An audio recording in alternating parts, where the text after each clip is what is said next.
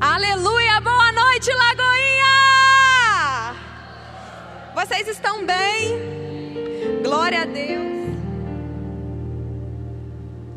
Muito bom podermos estar aqui neste lugar, não é verdade? Muito bom podermos ouvir a voz de Deus. Muito bom podermos ser fortalecidos para que nós possamos o quê? Permanecer, continuar, fluir e atingir o nosso objetivo, amém? Graças a Cristo Jesus, nós podemos ter esperança da vida eterna, amém? Antes de eu começar aqui, eu queria saber, cadê os voluntários da igreja? Aleluia, mas eu acho que pode melhorar. Cadê os voluntários da igreja? Glória a Deus. Então eu vou reforçar aqui o convite a vocês, que a partir deste mês, a data é 9 de abril, nós vamos ter o nosso despertar voluntário, amém? Então todos vocês que são voluntários dessa casa estão convocados a estarem aqui na igreja no dia 9 de abril, a partir das 20 horas, para um momento de busca ao Senhor, intercessão, aprendizado. Vamos nos revestir ainda mais de autoridade e poder, amém? Glória a Deus.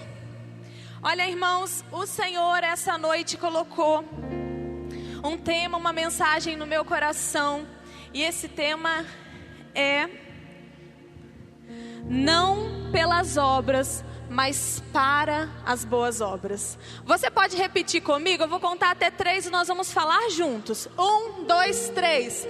Não pelas obras, mas para as boas obras. Aleluia. E eu queria te convidar a abrir a Bíblia comigo em Tito, capítulo 2, versículo 14. Tito 2, 14. Diz assim: Ele se entregou por nós, a fim de nos remir de toda iniquidade e purificar para si mesmo um povo particularmente seu, dedicado à prática do que é bom. Eu vou pedir para colocar a versão NVT, por favor, para que a gente fale aqui. É a mesma coisa, irmãos, só muda um pouquinho o jeito de falar, mas é a mesma coisa. Diz assim: Ele entregou sua vida para nos libertar de todo pecado, para nos purificar e fazer de nós seu povo, inteiramente dedicado às boas obras. Por que eu pedi para trocar a versão? Porque para ficar mais fácil o entendimento. Então eu estruturei aqui esse versículo e eu quero compartilhar com vocês. E eu peço que vocês prestem muita atenção. A primeira coisa que a gente precisa entender, que não são pelas obras, mas é para as boas obras. E aí Tito, lá em Tito vai dizer: Ele entregou a sua vida. Quando diz Ele entregou a sua vida, Ele não diz que Ele entregou a vida porque Ele simplesmente quis entregar. Ele entregou a sua vida, que está falando de Jesus. Jesus entregou a sua vida com o propósito. E qual foi esse propósito? O propósito foi nos libertar de todo pecado, para nos purificar, para nos fazer de novo seu povo e para nos tornar livres e dedicados à sua obra. E aí, o primeiro ponto que eu quero falar com vocês é libertar de todo pecado. Por quê? Pecado. Estarmos em pecado, isso é algo que já é da humanidade. Romanos 5,12 vai dizer assim: quando Adão pecou, o pecado entrou no mundo, e com ele a morte, que se estendeu a todos, porque todos pecaram.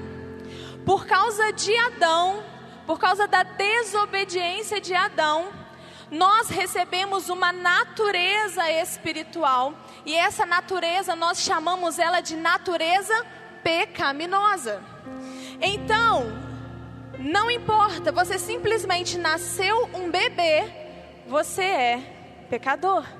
Porque essa foi uma condição que nos foi imposta devido ao primeiro pecado do mundo. O pecado, ele trouxe uma condenação à morte, não só a morte física, mas a morte eterna. Quando o homem, ele se rebelou a Deus, ele recebeu uma condenação eterna. Além de termos agora a morte física, o que antes não tinha, nós agora teríamos que estar uma eternidade separados de Deus. Ou seja, mortos em nossas próprias transgressões, condenados ao inferno.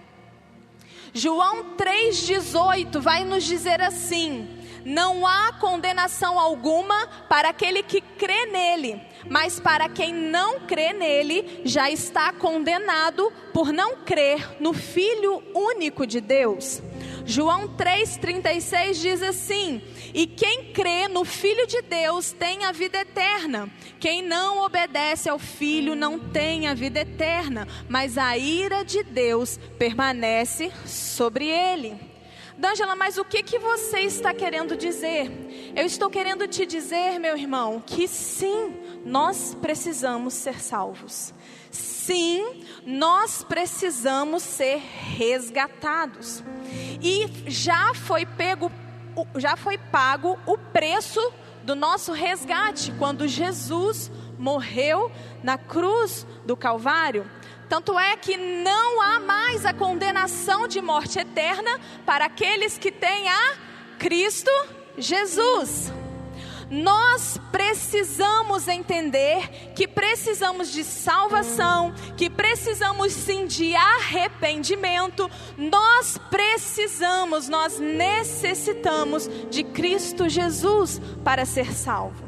Porque não existe nada que nós possamos fazer, não são as nossas obras, não é pelas nossas obras, mas é pela graça de Jesus.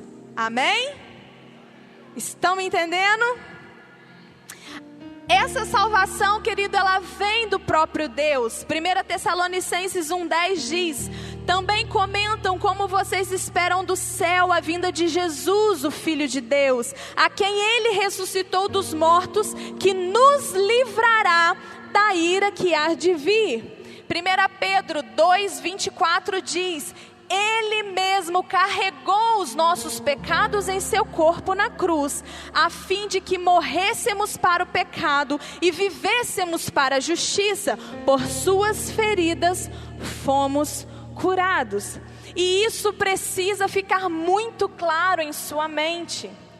Sim, nós precisamos ser salvos. Sim, nós precisamos nos arrepender. E isso nós temos através de Cristo Jesus. Amém? Ele se entregou para que nós pudéssemos ser salvos.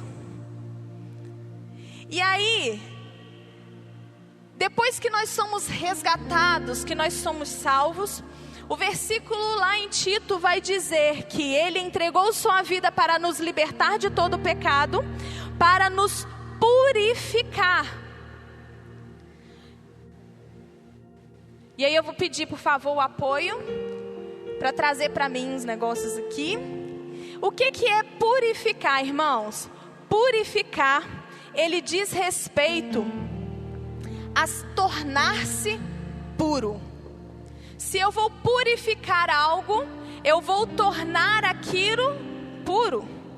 Se é algo que estava com algum tipo de impureza, vai passar o quê? Por um filtro e vai tornar-se puro. Amém? E o que é puro? Puro é uma coisa sem mistura, sem alteração ou modificação. Ou seja, algo puro é algo puro. Não é algo misturado, não é algo com alguma alteração. Não, é simplesmente puro.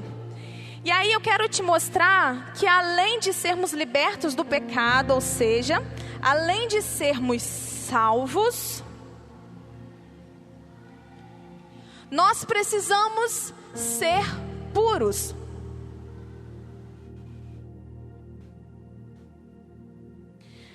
Olha só, João 17, versículo 20 ao 23 vai dizer assim: não te peço apenas por estes discípulos, mas também por todos que crerão em mim por meio da mensagem deles. Minha oração é que todos eles sejam um, como nós somos um, como tu estás em mim, Pai, e eu estou em ti. Que eles estejam em nós, para que o mundo creia que tu me enviastes. Eu dei a eles a glória que tu me destes, para que sejam um, como nós somos um. Eu estou neles e tu estás em mim. Que eles experimentem unidade perfeita, para que todo mundo saiba que tu me enviastes e que os ama tanto quanto me amas. O estar puro, ser purificado também é necessário. Sabe por quê? Prestem bastante atenção aqui. Esse daqui é Deus. Na criação, Ele nos encheu dele, certo? Então o líquido que está aqui é o líquido que está aqui em nós. É assim que Deus fez, em perfeita comunhão. Somos um com Deus. Amém? Porém, o pecado entrou na equação. E quando o pecado entrou na equação, nós fomos como? Comprometidos. Já não é possível mais ser um com o Senhor. Tá diferente, não tá? Não tá diferente? Não é possível nós sermos um com o Senhor, por quê? Agora Deus é santo, porém, nós estamos corrompidos pelo pecado. Até que Jesus se entregou, e além de nos libertar, além de nos salvar, Ele que é um com o Pai, ora ao Pai para que nós, nesse tempo, também possamos ser um com o Pai. E o que Jesus faz? Ele nos purifica. Ele nos torna limpos novamente. Eu falei que não ia entornar, estou entornando. Ele vai nos deixando novamente. Eu derramaria mais, mas não vou derramar não, senão eles vão brigar comigo. Pode tirar. Ele vai nos deixando limpo. E a cada vez que nós vamos sendo enchidos de Jesus, essa essência que antes o pecado tomava, que antes nos manchava, não nos permitia ser um com o Pai, através de Jesus nós somos o quê? Purificados. Nós nos encontramos novamente na liberdade de nos tornarmos um com Cristo, assim como Cristo é um com o Pai. Amém? Você simplesmente não vai ser salvo dos pecados, salvos de você mesmo, salvo das suas limitações, mas você vai ser salvo e vai ser purificado. Para quê? Para que você consiga viver uma vida de plena comunhão com o Senhor. E à medida que nós vamos falando aqui, o produto vai agindo. Olha, glória a Deus, Jesus vai nos limpando. Você precisa sim ser salvo, mesmo que você faça obras maravilhosas, porque não é pelas obras. Você precisa sim ser purificado, porque nós precisamos estar iguais a Deus, ser imitadores de Cristo, estarmos o mais próximos possíveis de Cristo. E a palavra diz a respeito de uma transformação pela renovação da nossa mente. E é aí que entra o ponto. Por quê?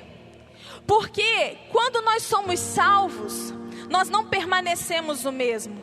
porque Jesus faz a obra e nos purifica. E essa obra de purificação, ele revela o caráter de Deus em nós.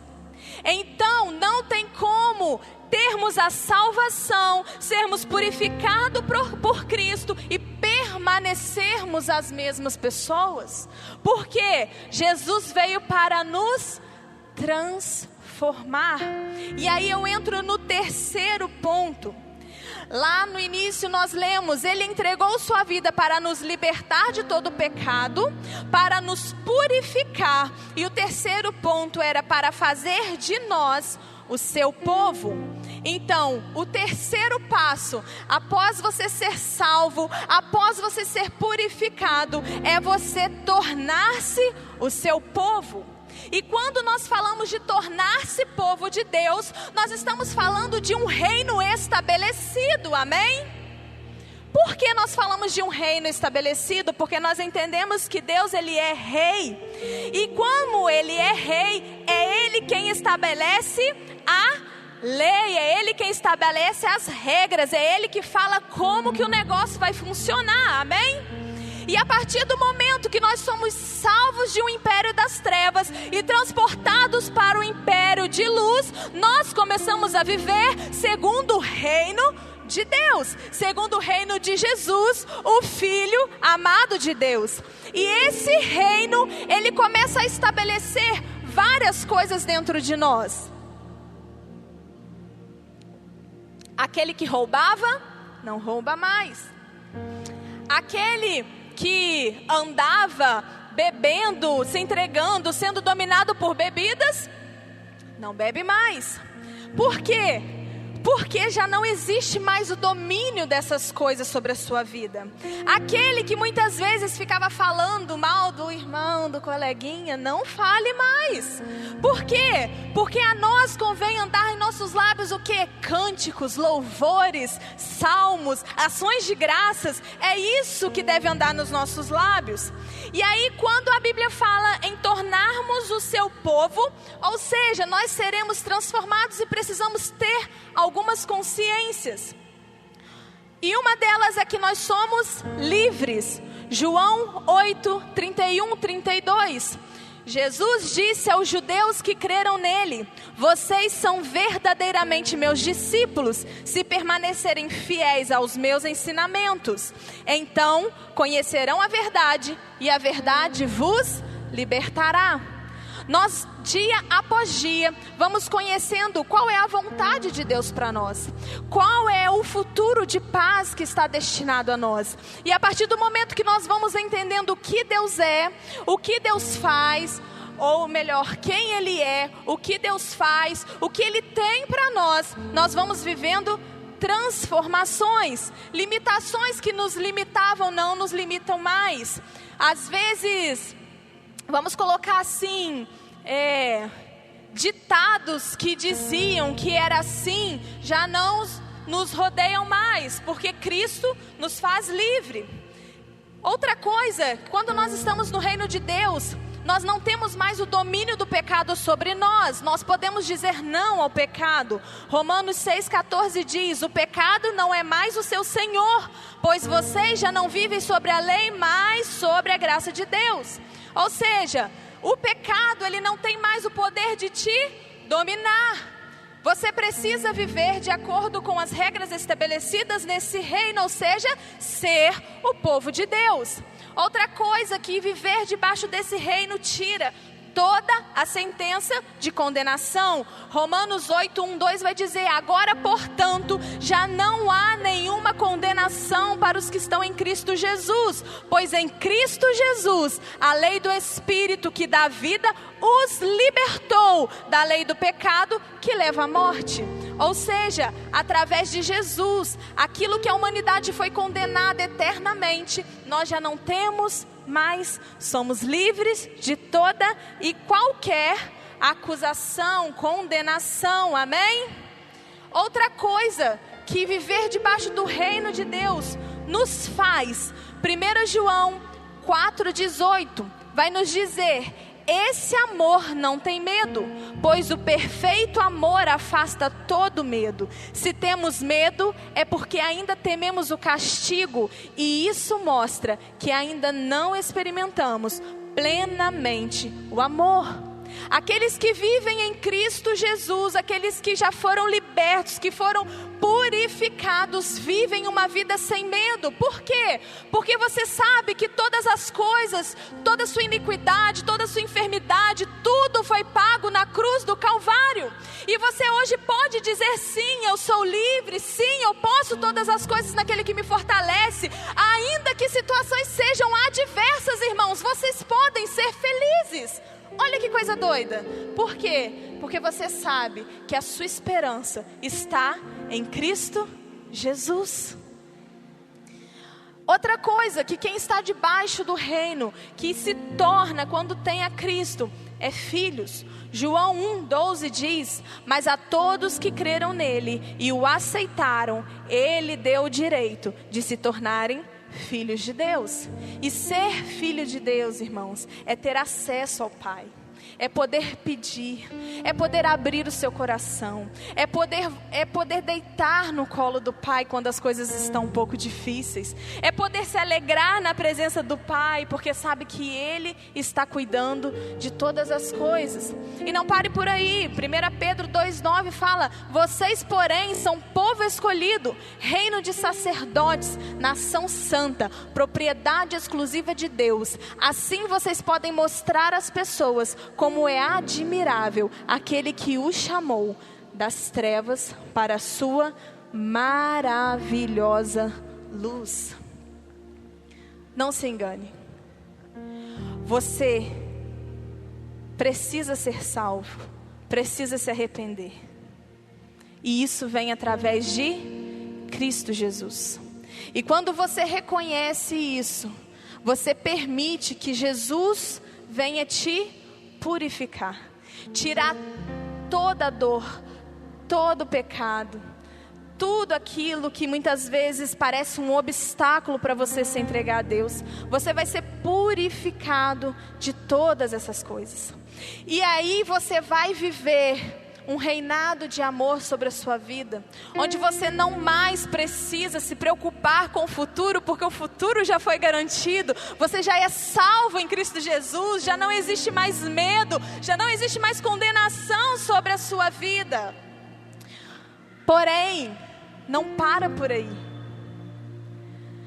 Lá em Tito, o primeiro versículo que nós lemos: nós somos libertos do pecado, nós somos purificados, nós nos tornamos o seu povo, para que possamos ser inteiramente dedicados às boas obras. Você não é salvo pelas suas obras, você é salvo pela graça. Mas você foi chamado para realizar as boas obras. E o que é realizar essas boas obras? É você evidenciar a transformação, a mudança que já está acontecendo aí, dentro de você. E o que me chama a atenção é que ele fala que é para que você seja inteiramente dedicado às boas obras. Esse inteiramente não quer dizer pela metade. Ele está falando assim: olha, precisa existir sim um esforço, precisa existir sim uma dedicação, porque através das suas atitudes, outras pessoas verão a manifestação do reino de Deus, e isso facilitará a pregação das boas novas. Tito 3, do 1 ao 8, e eu vou pedir o louvor para subir. Diz assim: lembre a todos que se sujeitem ao governo e às autoridades. Devem ser obedientes e sempre prontos a fazer o que é bom. Não deve caluniar ninguém, mas evitar brigas. Que sejam amáveis e mostrem a todos a verdadeira humildade. outros tempos também éramos insensatos e desobedientes. Vivíamos no engano e nos tornamos escravos de muitas paixões e prazeres. Éramos cheios de maldade e inveja e odiávamos uns aos outros. Mas quando Deus, nosso Salvador, revelou sua bondade e seu amor, Ele nos salvou não porque tivéssemos feito algo justo, mas por causa da sua misericórdia. Ele nos lavou para remover os nossos pecados, nos fez nascer de novo e nos deu vida por meio do Espírito Santo. Generosamente derramou o Espírito sobre nós por meio de Cristo Jesus, o nosso Salvador. Por causa da sua graça, nos declarou justos e nos deu a esperança de que herdaremos a vida eterna. Essa é uma afirmação digna de confiança e quero que você insista nesses ensinamentos, para que todos os que creem em Deus se dediquem a fazer o bem. São ensinamentos bons e benéficos a todos. Não por obras, mas somos chamados para as boas obras. A partir do momento que você entende quem é Deus, quem é Jesus e o que Ele fez por você, e você o recebe e é purificado e se torna o seu povo, você tem a responsabilidade de fazer o bem. Você tem a responsabilidade de fazer o certo. Você tem a responsabilidade de, através das suas boas obras, das suas atitudes, evidenciar, declarar, anunciar o grande amor do Pai.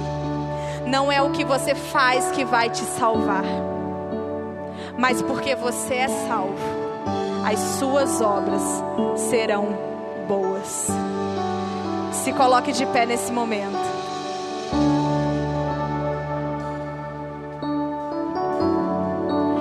Obedientes, respeitosos, fazer o bem, não caluniar ninguém, evitar brigas, ser amável e expressar a verdadeira humildade, considerando que todos são superiores a si mesmo e servindo todos em amor. Essas são a qualidade de um discípulo salvo e transformado, purificado pela graça do Senhor.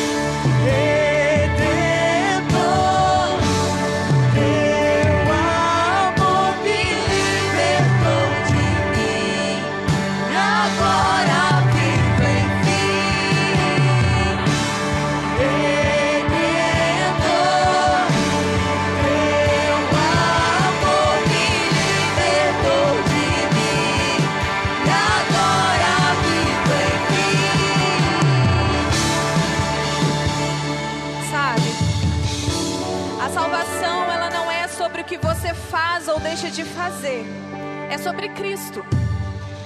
Mas o que você faz e deixa de fazer revela quem está reinando no seu coração. Tito 1,16 diz assim: afirmam que conhecem a Deus, mas o negam por seu modo de viver.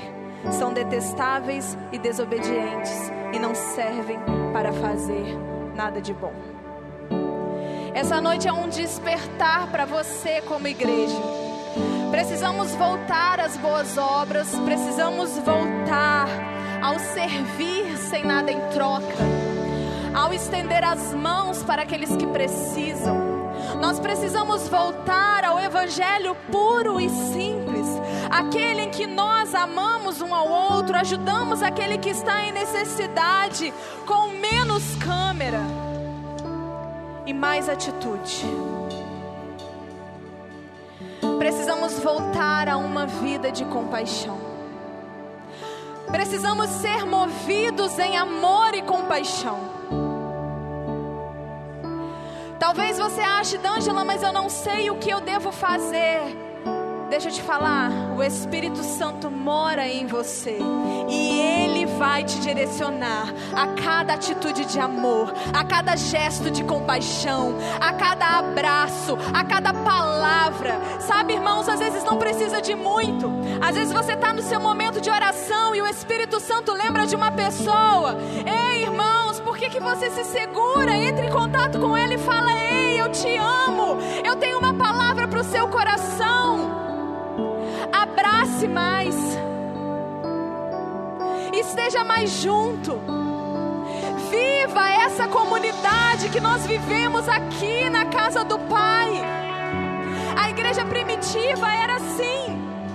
A igreja primitiva, ela se doava, ela se entregava, ela acreditava que o amor de Deus era capaz de transformar vidas, o amor de Deus era capaz de mudar destinos. O amor de Deus é capaz de fazer tudo isso.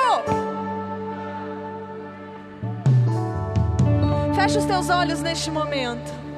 Pai, nós como tua igreja, nós estamos aqui neste lugar. E nós queremos te agradecer, ó Deus, por esta palavra, ó Deus, em que o Senhor nos desperta a amar mais. Eu te peço, ó Deus, que nós como a sua igreja possamos ser despertados, possamos, ó Deus, ter o nosso coração aberto, Senhor, e entender para o que o Senhor nos chamou.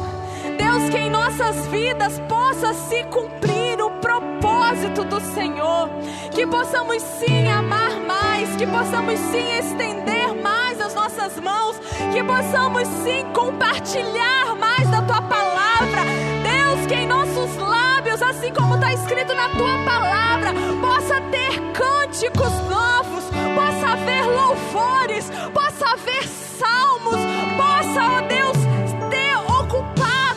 ser ocupado com gratidão, ó Deus, que a nossa vida possa refletir o verdadeiro ID, o verdadeiro evangelho, em nome de Jesus, o verdadeiro amor, aquele a qual o Senhor expressou, mandando Jesus naquela cruz, para que hoje nós pudéssemos ser livres, purificados e nos tornado povo seu, nação de sacerdotes, ó filhos amados, ó Deus, e que através das nossas atitudes outras pessoas possam ver o teu amor, outras pessoas possam desejar viver essa graça tão poderosa que já foi derramada sobre as nossas vidas. Deus, que possamos ser menos egoístas, que possamos pensar menos em nós, que possamos, ó Deus, em nome de Jesus, pensar no outro, servir o outro, abraçar o outro e manifestar a tua glória, a glória do teu reino, em o nome de Jesus. Aleluia.